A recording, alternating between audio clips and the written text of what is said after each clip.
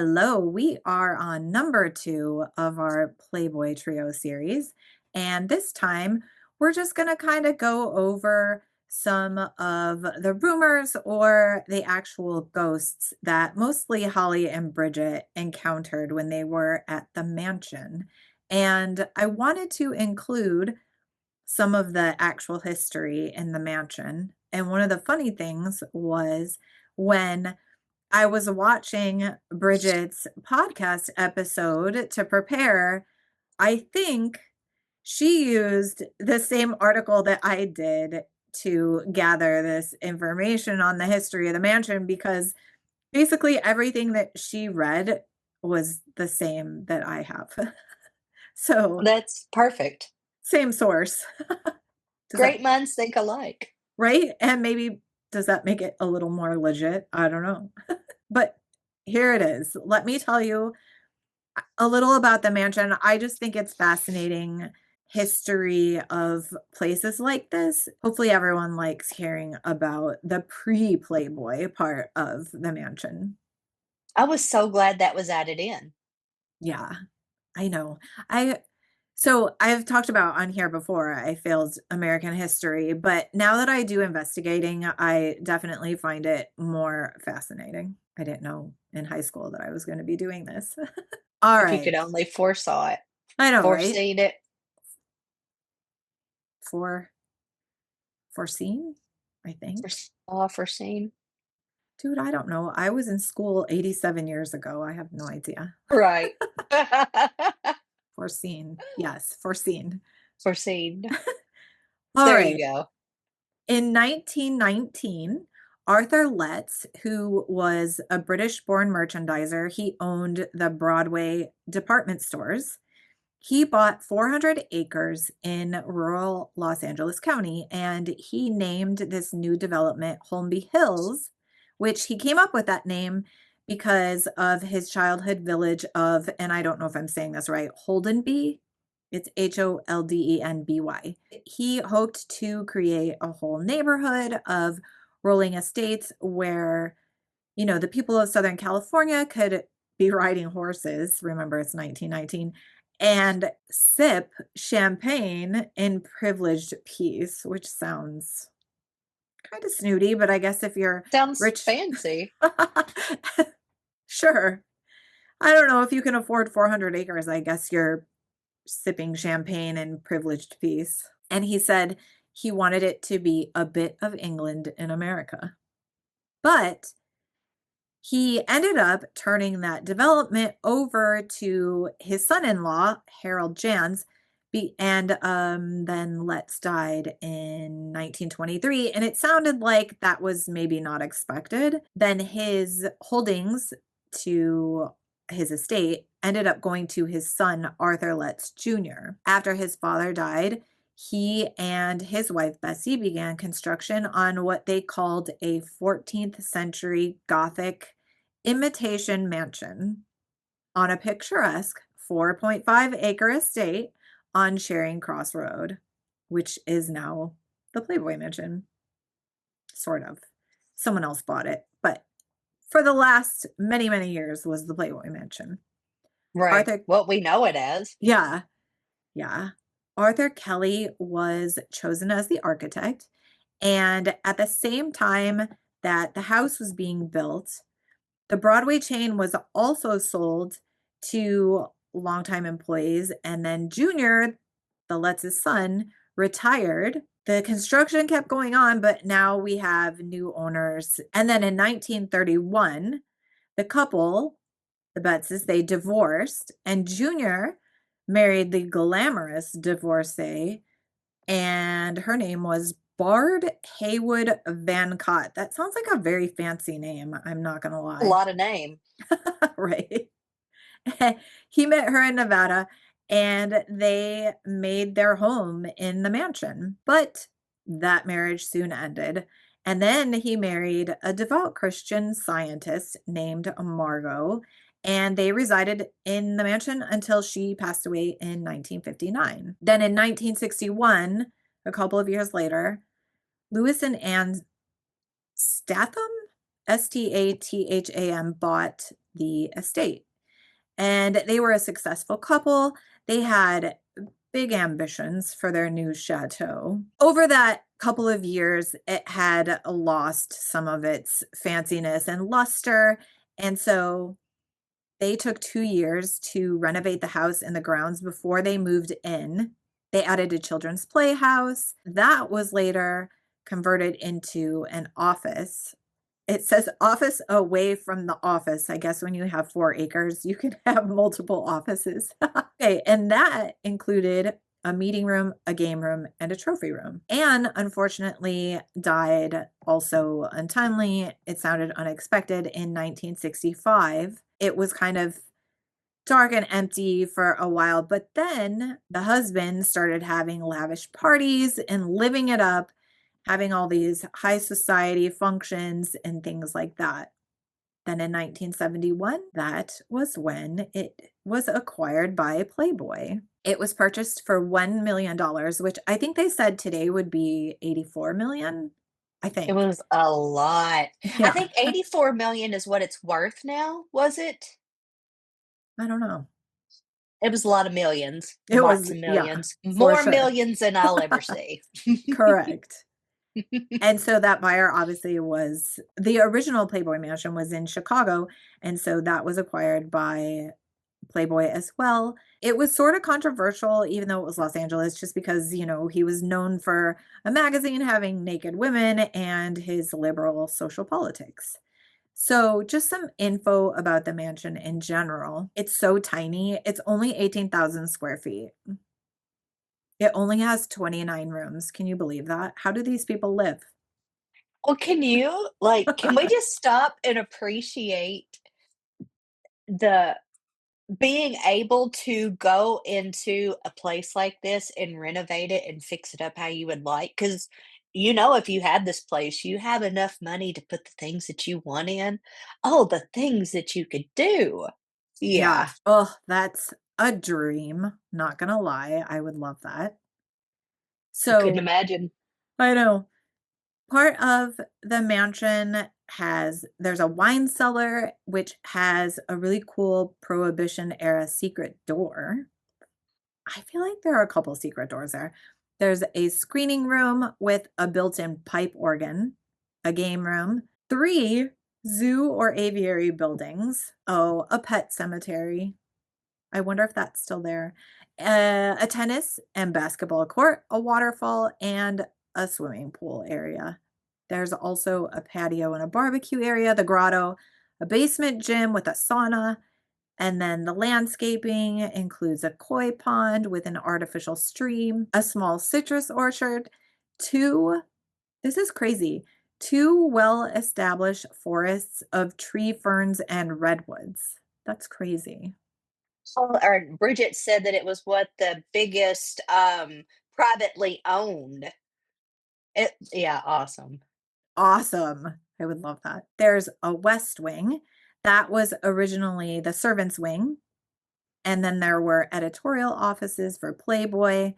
Also, the main aviary building is the original greenhouse with 4 guest rooms. Hefner's personal suite occupied several rooms on the 2nd and 3rd floors. And then the game room, which is really a game house, is a separate building on one side of the property. The mansion next door, that was acquired in 1996, and it was a mirror image of the Playboy layout, just a smaller version.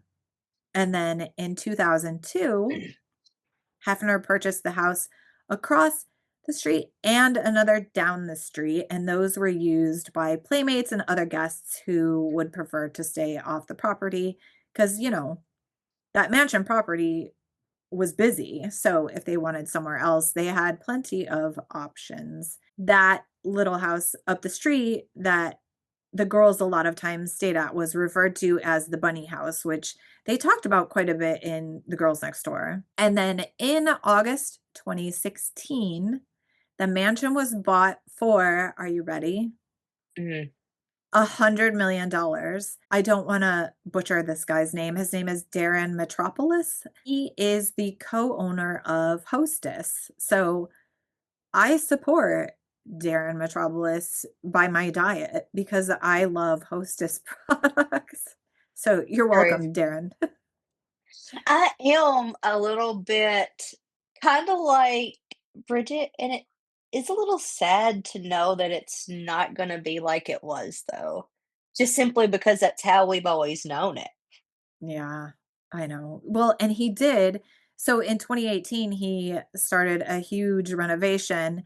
It's been going on. I think it's almost complete now. That renovation, they said, cost about $10 million, which is crazy. And then he also got, I guess he and the city worked out an agreement where it permanently protects the mansion from demolition, which is pretty cool. Yeah, that is cool. Yeah. And now So that we're talking numbers, you said it sold for 100,000,000. I think was it 200 and something million that it's worth now? Like 48,000,000, some crazy off the charts number. I can't remember, but I remember hearing him say it. it has to be probably because if he paid 100 and he's put Eh, in 10, it all would the up the work. value. Yeah. Most definitely. Yeah. Yeah, that's insane to think about, and then excuse me, another 10,000,000 to go in there and do things the way you would like. A poor person like me, I'm not really poor, but you know what I'm saying, compared to that, I am. A person like me, give me $10,000,000 to do what I want in a big, beautiful home. Oh, Yeah.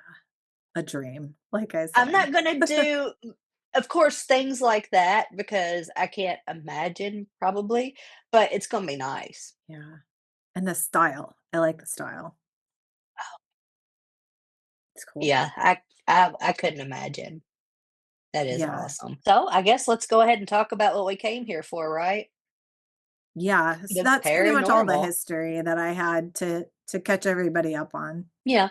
I mean, if you're gonna hear me say it a million times, you have to kinda put 2 and 2 together because paranormal comes with history, you can't have it without it, so I'm like Dawn, I'm really interested in the history of places, especially places like this. I'm gonna say we're only getting a couple of people coming forward, but I'm a little bit disappointed that there's not more ghost stories. I thought for sure that when I started searching, I thought for sure there was going to be a ton, and there just wasn't. And the ones that I kept seeing in my research, it was kind of the same few stories over and over. Right, now exactly the same, but, with Holly, she spoke about her paranormal experiences. They started ramping up when she was pregnant with her 8-year-old daughter, and, for the last 8 years, every house that she lived in, it's been haunted, and that's kinda crazy. It's kinda strange that the, activity come on after she was pregnant. I like that. She says some things scare her, like she thinks that someone might have been coming into the house or maybe someone's broken in, but for the most part, she enjoys the activity and things that she does experience. If it's something that follows her around, she's not sure, but who, like I said, knows? You could, I don't know. Could it possibly be? I wonder if when did we say or when did she say that her experience, I mean, not her experience, that she started getting most interested into the paranormal? That was probably around the time when she was with Bridget, wasn't it? Yep, her first So, paranormal yeah. experience happened at the mansion. So Yeah. maybe it is her. Yeah, well, I don't know. I wouldn't say that maybe the pregnancy brought it out, which I think little body changes and things that go on with us can bring it out. I was kind of going that way, but then I'm like, no, wait, she had had experiences before. But yeah, I just find that I like that little bit from her. And like I said, she doesn't know if it's something that follows her around, but that's something that possibly you never know could happen. And Bridget, she has felt a long connection to the other world. She feels like she was born spooky, explaining that she had her first paranormal experience when she was 12 and how she saw excuse me, I knew I was getting ready to mess that word up. Her deceased great grandmother after playing with a Ouija board. And a lot of people are scared to death of a Ouija board, but and like, in my opinion, and we're just gonna say my opinion, it's no different than using any other kind of device. You can contact, the dead with the Ouija board or with an SB11 spirit box, both are the same. Now, while she was living in the mansion, she did take classes in the paranormal investigation, and she did a lot of research. She was taking lots of different pictures and videos, and it was kind of, I thought I did like it how they said Hef thought it was, or Hugh Hefner. I don't know him personally. I got to say Hugh Hefner. I'm over here talking like, Hef. But now Hugh Hefner, he thought it was kind of cute, her, I guess, liking and wanting to get into it. So he kind of went along and let her do the mini stuff and kind of look and see and investigate, I guess, a little bit on her own. Yeah. So one thing, just it's not a big deal, but you said great grandmother, but it was her great grandfather. I just want to make sure we're Was it? accurate. No big deal. Sorry. I just want to make Sorry. sure it's right. And then, Thank you for correcting that. yeah, of course. Yeah, I don't know. She seems like she feels more connected from a very young age than Mhm. Holly. So it does, Her story kind of is like mine. She's seen her great grandmother, her father, sorry, and I seen my grandmother. And it's like after that, I'm like her, it just kind of catapulted from there. yeah. And So I watching, I totally vibe with that. yeah, watching all of this stuff, it doesn't surprise me that both of them are into it. No. And they're just cute as buttons. So cute. Yes. So we talked about it on the Playboy Murders very briefly, but Amy and I both watched The Girls Next Door, which was a really fun reality show. And honestly, I'm not really into reality TV. I loved The Girls Next Door. And one of those episodes called Ghost Busted, it came out 10/30/2005, which is crazy, so long ago, but that episode came out. It was basically them going through having Halloween parties at the mansion and how that's a really fun time of year and it's a lot of their favorite holiday. The one story that they talked about the most, and Amy will talk about this shortly, but there was a rumor that one of the previous owners jumped from the balcony to the marble floor and died. Bridget talks about a woman who she saw standing in the doorway at the mansion in her bedroom. She was standing in the closet doorway. Bridget didn't believe, Mary didn't believe, like they weren't sure if the Mrs. Letts story was true or a rumor made up. I don't know if there's a way to ever know that. They did have this guy, Barry Taff, and he brought a guy named Paul Clemens with him to investigate at the mansion on that episode. It was kind of funny and weird, just because of the environment, and the girls were dressed in clothes and hair and makeup for a photo shoot that they were in the middle of. So it was a little cheesy and whatever, but I did love watching them use that equipment, and they only used a couple pieces, but it was just funny looking at how evolved the equipment has gotten since 2005. And so they use this equipment. They didn't really get a lot, but it was fun to watch. It's fun. That whole episode, like, watch anything Holly, Bridget, Kendra. Like, even if it's goofy or whatever, it's It's fine. fun. Yeah, totally. It's what it Yeah. is. I don't know, Bridget, since she's always sorta had that connection with the paranormal, she's probably more susceptible to things happening or whatever, but she said that she would have feelings of being watched or whatever. So he took the tri-field. Nothing happened in a lot of places, or, Kendra didn't set it off, whatever. But Bridget made the tri-field go off, which I thought was funny and sort of ironic since she's the one who was the most into it.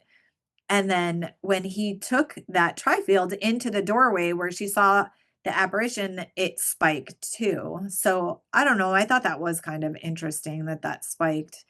And the library, there's a story that we'll talk about later with one of Holly's dogs that I guess the library always gave them weird vibes or whatever, and then there's Holly's dog had an incident. That room with the tri-field was setting it off quite a bit all around in different spots. So, who knows? The girl said that they unfortunately never got to investigate there, but I mean, could you imagine if you could get in there now with all the equipment we have and just see what goes on there? I mean, you kinda did in that episode. Yeah, a little. They just didn't Yeah, I have mean, a all little the bit. equipment. Yeah, True. Yeah, now I guess that I see what they're saying. They'd like to go back now and yeah. yeah. Yeah. And then they also had this psychic medium come, her name was Dorothy, I don't even know if they said her last name, and they did a seance with the 3 girls, Hef and see, now I'm calling him Hef and Dorothy, the Your psychic good old medium. friend Hef. I actually have met him, so maybe I can call him that. And I so haven't. she said that she picked up on a female from a long time ago, like pre the house being there. And the girls kind of, I mean, Kendra wasn't really into it from the start. So she basically was like, that lady's full of shit. And Holly thought that she kind of wasn't vibing with the mansion. And so she didn't necessarily trust what she was saying just because she didn't get a great feeling from her. And then Bridget was also disappointed. So I kind of Go with wish, your gut, girl. yeah, but I kind of wish they had called someone else too, just because they really wanted to have that experience and see what the medium said, and then it didn't go well. So I kind of Right. wish they had gotten another one. Well, imagine how many mediums Oh God. Yeah. signed up to come there, Yeah. just because you know that you're gonna get to be on Girls Next Door in the Playboy Mansion. So Yeah. there is no telling who this individual was. Yeah. And then so now today, Holly and Bridget have a podcast. They've had it for a couple of years and it's called Girls Next Level. And the funny thing is, this is a total side note. I don't listen to podcasts. Amy listens to them a lot. Me. Yeah. So when we started this, I was like, I don't know anything about podcasts. I've never listened to one. Girls Next Level was the one that I listened to an episode or two to kind of see what podcasts are about. So that tells you how much I like them. I love them. Yeah. And the premise of their podcast is they go through these Girls Next Door episodes and they just give insider info and talk more in depth about the episodes. And they do other things as well, but that seems to be the basic premise of their podcast. And so the recap that they did of that episode, the Girls Next Door that I just told you about, the Ghost Busted, they talked about how Bridget, oh yeah, Bridget has tried to find all this info on Mrs. Letts. She's, done all this research, especially since she took some classes on doing research, and she hasn't been able to find anything so far. And they talk about how not into the paranormal Hugh Hefner was, that a lot of times when they brought it up, he just didn't even really want to talk about it or entertain it with them. Like, got Yeah. upset. Yeah. He was just doing it either for the show or just because the girls wanted to do an investigation in a seance. He just wanted them to do it because they wanted to do it, but I don't think that's not his or wasn't his thing. But he allowed. Did you know he was an atheist? I did. I Yeah. did not know that. Yeah. I was a little bit I don't know what I thought. I mean, I guess I didn't think anything, but I was a little bit surprised by that for some I don't know why. I don't know why I know that, but I did. Yeah, I had no idea. I heard it on the podcast this morning. Yeah. So now we have the Girls Next Door show, which you can see. I rewatched the episode. I think it was on Amazon Prime. And then Girls Next Level podcast, which is Holly and Bridget, and that's where you get all your podcasts. And then we have Ghost Bunny. Yeah, we both listened to Ghost Bunny, and that we listened to Ghost of the Playboy Mansion with Brian Olea.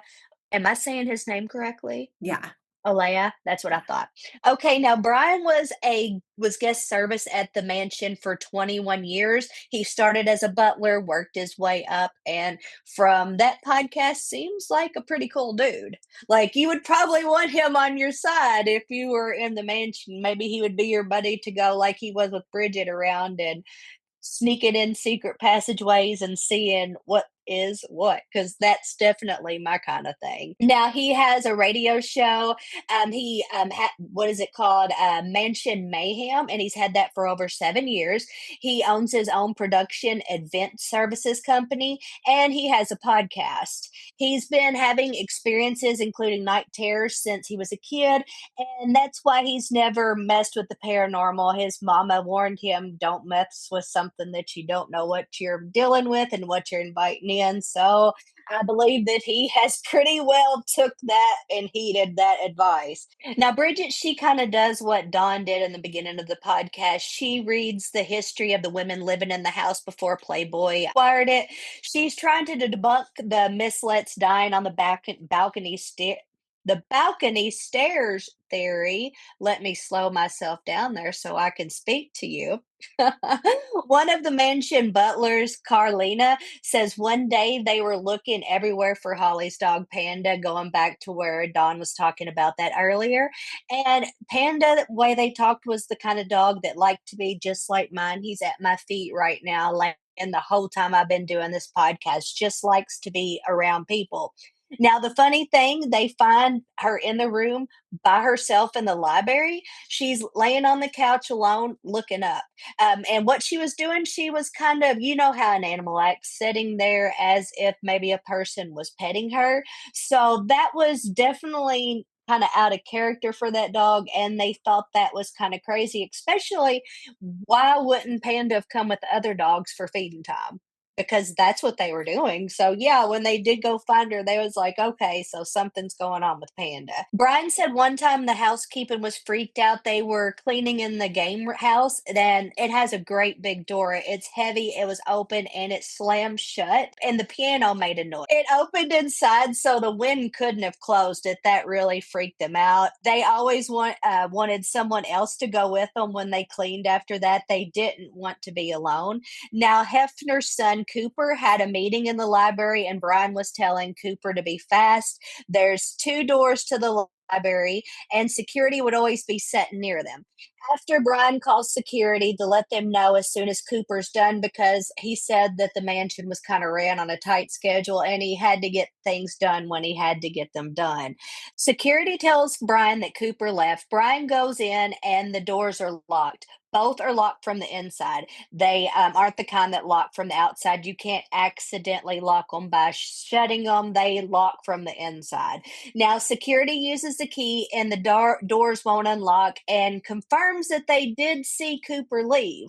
Security and Brian walk back to the library. The door is open and the other door is now unlocked. Staff would get phone calls from girls freaking out, hearing things. Brian's mom passed, and at the moment of her passing, she appears to him. And while he was working on an event, and he knew that that moment that the reason she had came was because she had passed. And bless his heart, he got really choked up speaking about that. Like that really that tugged at my heart. I'm sorry. I know you'll never listen to this, Brian, but I'm sorry. Now, he's also thinking about writing a book about the afterlife and the paranormal, and he's going to explain the whole experience with his mom in that as well. There's also a rumor that one of the original owners, Miss Letts, jumped, fell, or was pushed off the balcony and onto the marble floor and passed away. Don told you about that earlier.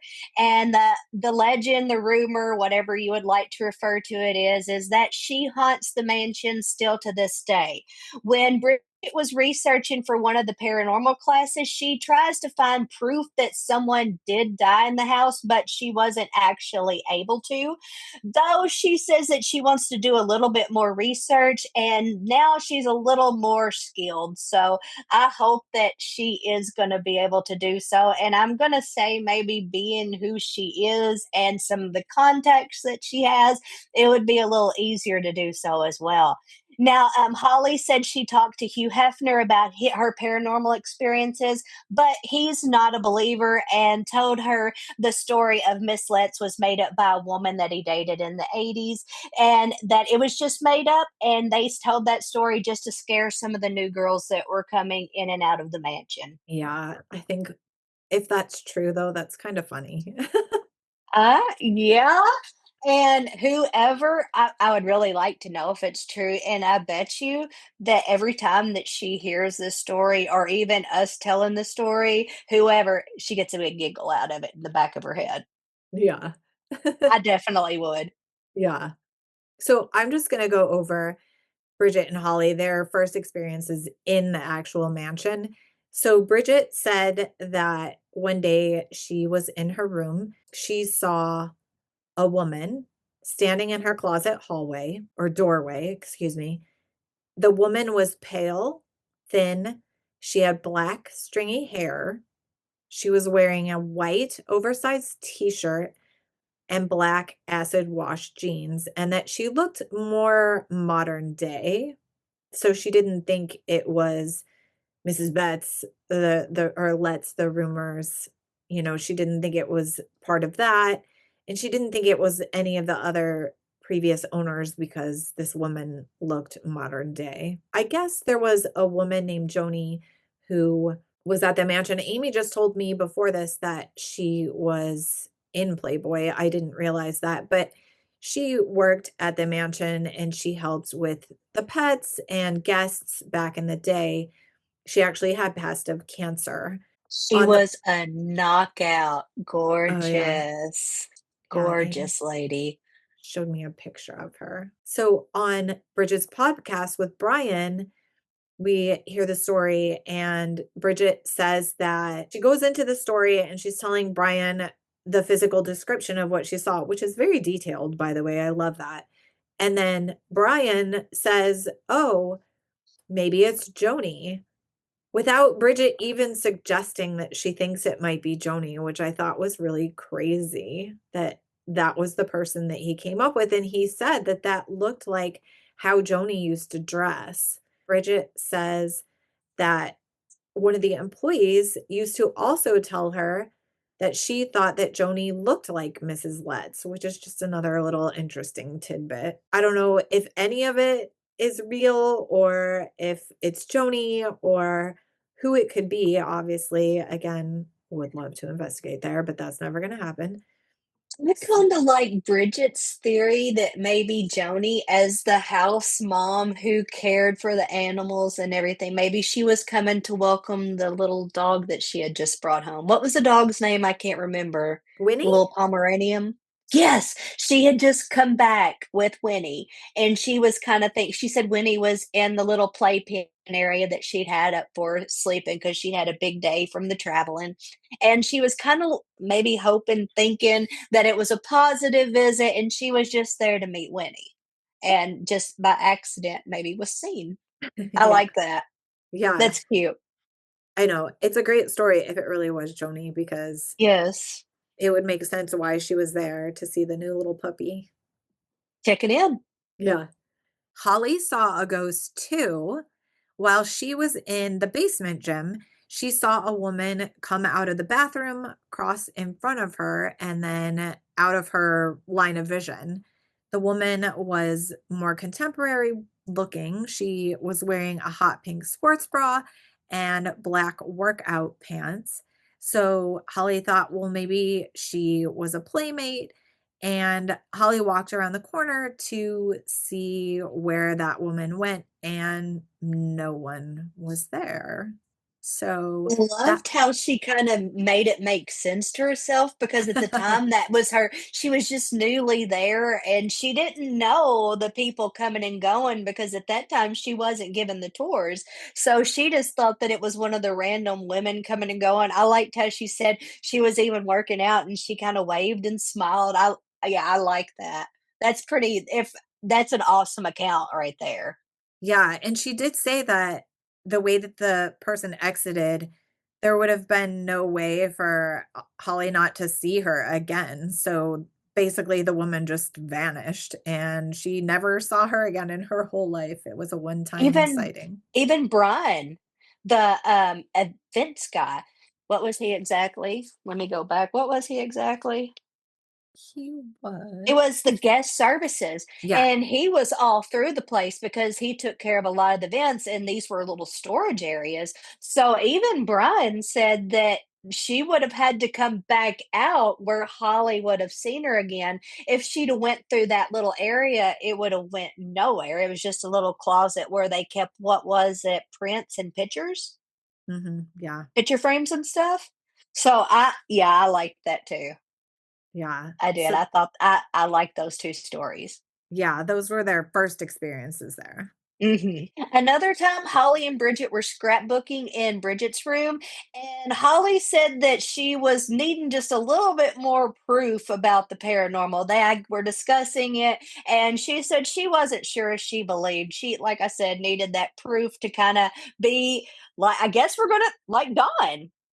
Yeah. You need it bam in your face to be able to prove. So, yeah. And right when she said that, she got her sign. At that moment, the TV turned on and the volume went up to full blast. The TV in her room would also change channels. It was very weird how that TV would work in there. Now, Bridget's room, there was also a guy who stayed, and he said that he would have experience in the bathroom. I wish they'd have known who he was, but they wasn't able to give a name who he was. Now, Bridget said that Hugh Hefner visited her once in her dreams. Gosh, I'm not talking right today. She drove into the mansion and his music was playing. She went to the breakfast room to wait, and he comes running down the stairs, open arms. My darling, she could smell his cologne. He was super happy, and she felt like it was her way to say goodbye and get closure. Even whatever your parting would be, I do like that. I mean, if she felt that that was her closure, that's a little bit of peaceful ending. And then on the TVs, and we were talking about how the volume would go up, the TV would change channels or it would go off. She said that she went as far as to go up and speak to the people who she called them the human TiVos. They would record all of Hugh Hefner's videos and things that he wanted to watch so that he could go back and watch them because he ain't got time to sit down the afternoon and watch an episode of anything. He's going to watch it later on. So she went up there and she said, "Is anything going on, or have you been working with my TV, maybe changing the channels?" And they laughed at her because the TVs were, remember, your old school big box heavy. Oh my gosh, them things weighed like 50 or 60 pounds. It was one of those kind of TVs. And they was like, "Have you seen your TV? We can't do anything to it." So, and that also, and Brian, he laughed. That also kind of got me thinking, if the TV was going out, they would have just simply replaced it. So I don't know. We all know that spirits are able to work with electronics. So maybe yeah, I like that story as well. Now, Sandy Burke, she used to live at the mansion and she was a girlfriend of Hugh Hefner. There was one time, back to a story, when Bridget, her sister, and Stacy were in the room. They saw a girl in her closet doorway. It was really frightening to them. I know that Bridget, she was pretty like, whoa, who was that? They all seen this same girl. So in that room, you have Stacy Burke, Bridget, and her sister. They all see this woman, and then the woman vanished. I'm having so much trouble talking today. Y'all have no idea how many times we have paused this just trying to get through. So I'm not even going to stop it now. They saw the woman, she vanished. Bridget's sister saw it too. And also you can go, I'm not sure of Stacy Burke's YouTube channel, but you can go to that. She also shares that story on there as well. Yeah. Yeah. Let's just end this because 'cause I'm having an allergy attack. We just had to pause for a while, so It's I okay. don't even have I don't even know if I'm gonna start coughing again. Well, I mean, Mm.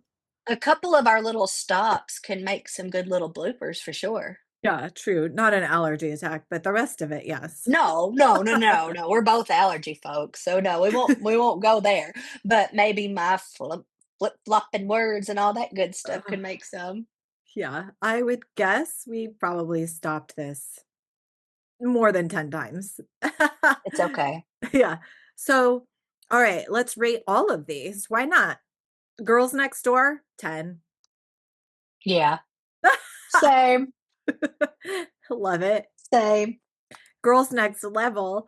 So, I only listened to this episode, and then when we first thought about doing our podcast, I listened to 1 or 2 of the first episodes, and I don't know that I can give a great rating because that's all I watched, but sure, I'm just gonna go with 10 because I love them and I enjoyed the ones that I listened to.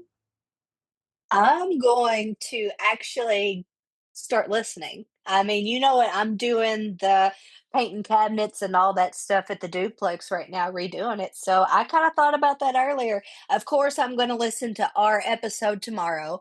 But after that, I think I'm going to start with a little bit of the girls.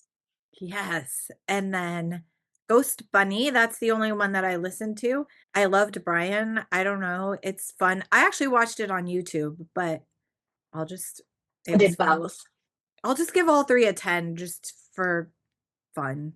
Why not? We love Bridget and Holly. Yeah, Love. Yeah. And next week, I should do that. you know what I found that Amy didn't know either? They did a horror movie and it part of it, at least from what I saw, was filmed at the mansion. So Super excited. Yeah. that's our last part of our trio for the horror portion. So I'm happy to be watching that. I think it was called The Telling, but I can't swear to that. Yeah, that's gonna be exciting. I can't wait to actually sit down and watch that. I know, me too. Yay. All right. Well, we'll meet back here in a week and hopefully I won't have an allergy attack and we'll get our shit together. We got this. Thanks, Hey, everybody. it doesn't matter how many times we stop, all that matters is what it sounds like when we put it out. Yeah. Oh boy. All right. It's been real. Thanks, everyone. See you later. Bye. Bye.